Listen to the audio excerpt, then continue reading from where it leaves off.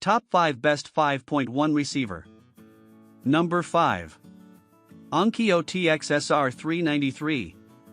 Onkyo TX-SR393 is a budget device that operates up to a 5.2 configuration with 80W 8 ohm or 155W 6 ohm power. Dolby Surround and DTS Neural X features are available for all realized configurations, regardless of the number of speakers and the format of the initial soundtrack. Also, I will note here DTS Virtual X and Dolby Atmos Height Virtualizer are designed to recreate sounds coming from above when a ceiling speaker cannot be installed. And one of the most interesting facts for me was that the AccuEQ calibration system takes this type of speaker into account and corrects the phase for coherent rendering. Such functionality is not available in competing receivers, for example, the Yamaha RX-V385. The receiver produced surprisingly wonderful sound when listening to music. The bass was also quite rich and sounded quite loud. I got a detailed and spacious soundstage. It was a pleasant surprise for such a small and less advanced device. When watching a movie with surround sound, the receiver increased the realism even more, and it seemed that the events were happening literally around me. Pros supports a 3.2.2 configuration with either ceiling-mounted speakers or ceiling-bouncing speakers. Lacks networking features such as Ethernet, streaming music from online platforms, or even a Chromecast. Cons. The speaker terminals are not very stable and lose contact very quickly. Coming in number 4. Yamaha RX-V4A. The Yamaha RX-V4A allows creating a modern and versatile home theater system for a fair price point. This device has a 5.2 configuration, which can be considered the optimal solution for medium-sized sounding rooms.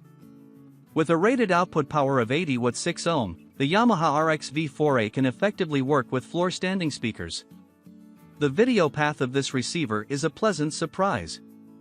There is full support for 8K per 60Hz video and even Dolby Vision technology.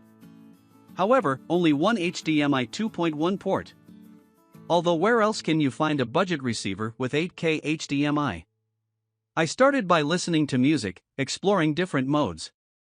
In pure direct, bypassing all possible processing, the sound is flat and completely inexpressive.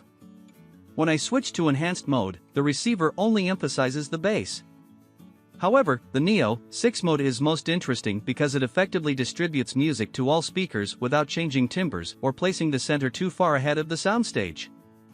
The first detail that confused me in surround sound: the RX-V4A never registers with Dolby or DTS. Therefore, I must use the surround decoder mode, which is responsible for the distribution of effects. Despite this, Yamaha is good at creating a sound space where you feel at the center of the action. Compared to the Denon AVR-S660H, the RX-V4A cannot attenuate effects. So I've often noticed that the effects seem to be glued rather than being placed here and there in the room space. Pros. Has a proprietary multi-room MusicCast technology. You can use Ethernet or Wi-Fi connections. It also provided Bluetooth and AirPlay 2 technologies. Cons. The use of DSP introduces perceptible distortion to the sound. Coming in number 3. Marantz NR1510. With the Marantz NR1510, the brand continues the tradition of the ultra-compact home cinema receivers. At only 5 inches tall, this 5-channel receiver is no taller than a conventional stereo amp and, I think, fits easily into a living room. However, it is no less functional than a conventional format home theater receiver. Its power of 50W 8 ohm or 60W 6 ohm allows you to use ordinary power speakers. At the acoustic audio level, the support for this device is complete and allows full exploitation of files. Moreover, I enjoyed the Dolby True HD and DTS HD Master audio formats support for an immersive sound. Also, I had no difficulty playing all my high-resolution audio files, which leaves you versatile in listening choices. When testing musical capabilities, I heard the excellent detail and emphasis on the high mids that are hallmarks of Marantz devices.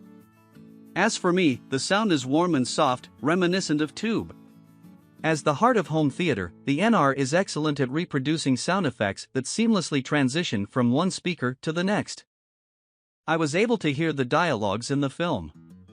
Emphasis on high and mid frequencies, just like in stereo. This allows the voices to be better separated from the rest of the soundstage. Pros works great with Bluetooth headphones and creates a stable connection. It is possible to create a multi-room system using HEOS or AirPlay 2. Cons. The receiver does not play sound from smart TV applications. The capacity of the receiver is only enough for a room of no more than 30 square meter. Coming in number 2. Yamaha RX-V385. In the line of Yamaha receivers, there is a budget RX-V385. The excellent power of this device immediately attracted me. 70W 8 ohm or 145W 6 ohm. Moreover, the receiver works with Dolby True HD and DTS HD Master Audio with 3 BSE 384 kHz per 32-bit DACs. And these are already the indicators of the best budget receiver. However, please note no Dolby Atmos and DTS:X decoders, but the price is much less, but the video path meets the latest requirements. The receiver supports all modern video formats, 4K, HDR10, and Dolby Vision. There is an essential difference between the budget models Onkyo TX-SR393 and Yamaha RX-V385 in the video path. The RX-V385 has HDMI standby switching. This means that you do not need to turn it on to watch a video on TV from an external source connected to the receiver via the HDMI port.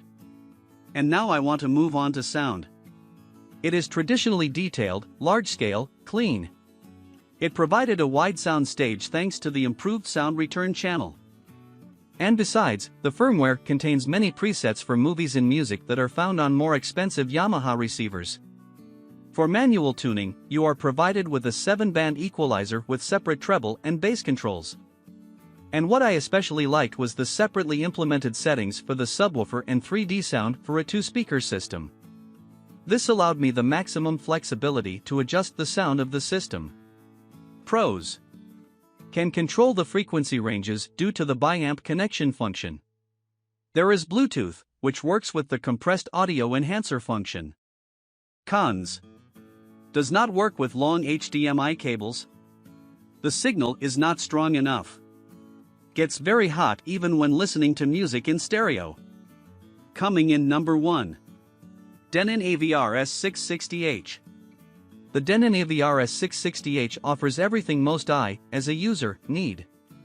It has a powerful amplifier with 5 channels for the speakers with 75W 8 ohm or 100W 6 ohm power. Moreover, it has sound playback wired connection and complete streaming management compatible with Bluetooth, AirPlay 2, and HEOS. It can capture the imagination and create a fully immersive experience thanks to Dolby Atmos height virtualization, DTS:X, and DTS VirtualX technologies. In addition, unlike the Yamaha, RX-V4A has the function of virtual high-altitude channels. The latter creates a surround sound effect of the system, which does not have ceiling acoustics or Atmos speakers. The number of HDMI ports has been expanded to 7, connecting up to 6 multimedia devices to the device. The mid-range model of the upcoming receiver line of the famous brand can reproduce an impressive range of high-res audio formats. Its sources can be various AV devices or streaming services.